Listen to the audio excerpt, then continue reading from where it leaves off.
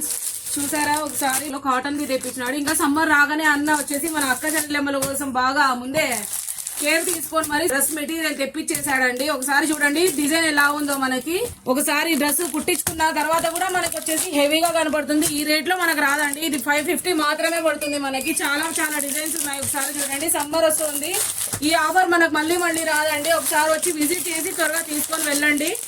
అన్న మనకు ముందు జాగ్రత్తగా వచ్చేసి బ్రాండ్ అని చెప్పేసి మంచి బ్రాండ్ లో తెప్పించాడండి.